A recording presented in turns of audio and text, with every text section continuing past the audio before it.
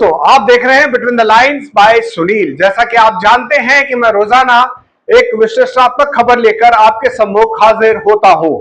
आज का टॉपिक है हॉर्मुज़ जलसंधि का संकट। यूरोप में फर्टिलाइजर यानी खाद की भारी किल्लत पैदा कर रहा है। जी हां, फरवरी 2026 में शुरू हुए ईरान अमेरिका इजराइल टकराव के बाद हॉर्मुज़ जलमार्ग लगभग बंद हो चुका है। दुनिया का करीब 1/3 फर्टिलाइजर व्यापार इसी रास्ते से होता है। नतीजा वैश्विक खाद की कीमतें आसमान छू रही है। यूरोप जैसे विकसित क्षेत्र और देश इसकी मार झेल रहे हैं। आज हम आपको इसको विस्तार से बताएंगे कि हॉर्मुज़ संकट फर्टिलाइजर सप्लाई को कैसे प्रभावित कर रहा है, यूरोप की स्थिति क्या है, किसानों पे असर और क्या यह वैश्विक खाद्य संकट की शुरुआत बन सकता है। तो सवाल यह है कि हॉर्मुज़ क्यों बना फर्टिलाइजर का चक्रव्यूह। तो दोस्तों, हॉर्मुज़ सिर्फ तेल का रास्ता नहीं, यह फर्टिलाइजर का भी बड़ा गेटवे है। खाड़ी देश खासकर कतर, सऊदी अरब, यूएई और ईरान दुनिया के प्रमुख नाइट्रोजन फर्टिलाइजर, यूरिया और अमोनिया उत्पादक हैं। ये फर्टिलाइजर प्राकृतिक गैस से बनते हैं और उनका निर्यात मुख्य रूप से हॉर्मुज़ से ही होता है।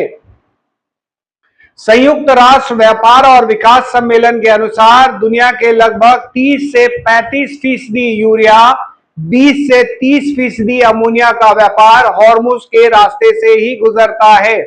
संकट शुरू होने के बाद यह व्यापार लगभग ठप हो गया है। नतीजा, हर महीने 3 से 4 मिलियन टन फर्टिलाइजर बाजार तक नहीं पहुंच रहा है। कीमतें 30 से 50% तक बढ़ चुकी हैं। यूरिया जैसी मुख्य फर्टिलाइजर की कीमतें रिकॉर्ड स्तर पर हैं। यह सिर्फ सप्लाई की कमी नहीं बल्कि ऊर्जा संकट भी है। एलएनजी की कमी से दुनिया भर में फर्टिलाइजर प्लांट्स की उत्पादन क्षमता प्रभावित हो रही है। सवाल है कि यूरोप में फर्टिलाइजर संकट कितना है। इस संकट से बुरी तरह प्रभावित हो रहा है यूरोप।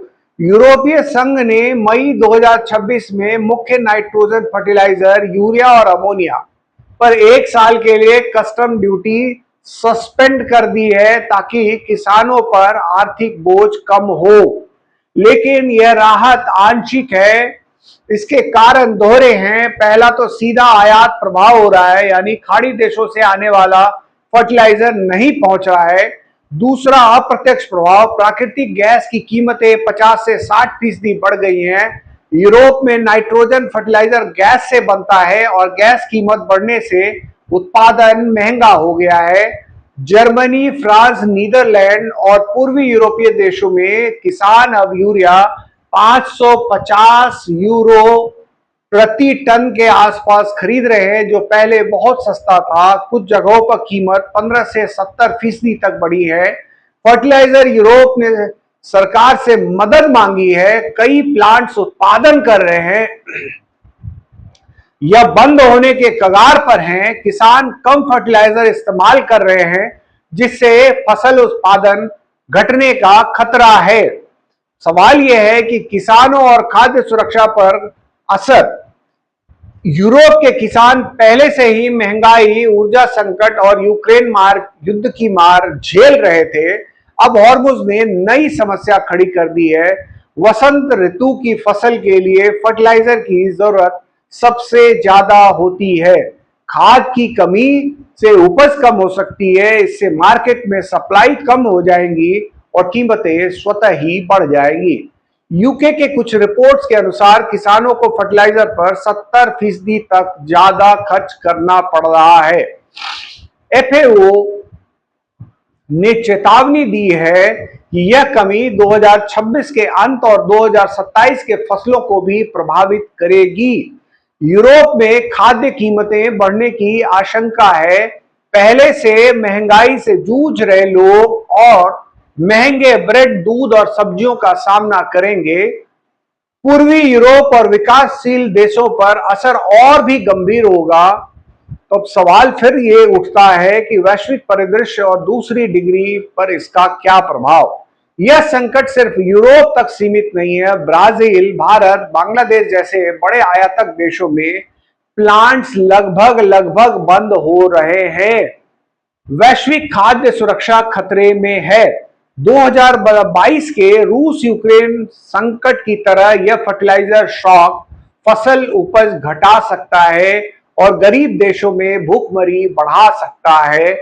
एफएओ का अनुमान है कि लंबा संकट 45 मिलियन से ज्यादा लोगों को खाद्य असुरक्षा में धकेल सकता है। यूरोप अब वैकल्पिक स्रोतों अमेरिका, ऑस्ट्रेलिया, उत्तरी अफ्रीका की ओर मुड़ रहा है, लेकिन यह महंगे और अपर्याप्त है। तो दोस्तों, हॉर्मुज का संकट सिर्फ तेल का नहीं बल्कि फर्टिलाइजर और खाद्य सुरक्षा का भी संकट है। यूरोप में भारी किल्लत नहीं है, लेकिन कीमतों में तेज उछाल और उत्पादन पर दबाव साफ दिख रहा है। यह हमें याद दिलाता है कि जियोपॉलिटिक्स कितनी आसानी से हमारी थाली तक असर डालती है। अगर सीज फायर मजबूत होता है, हॉर्मुज खुलता है, तो राहत मिल सकती है, लेकिन फिलहाल स्थिति नाजुक है। क्या यूरोप और दुनिया इस चुनौती से निपट पाएगी या 2027 में खाद्य संकट गहरा जाएगा? आपकी राय कमेंट्स में जरूर बताएं। अगर कंटेंट पसंद आया हो तो वीडियो को लाइक करें, अपने दोस्तों के साथ शेयर करें और चैनल को सब्सक्राइब करना ना भूलें। तो मिलते हैं अगले वीडियो में, तब तक के लिए धन्यवाद।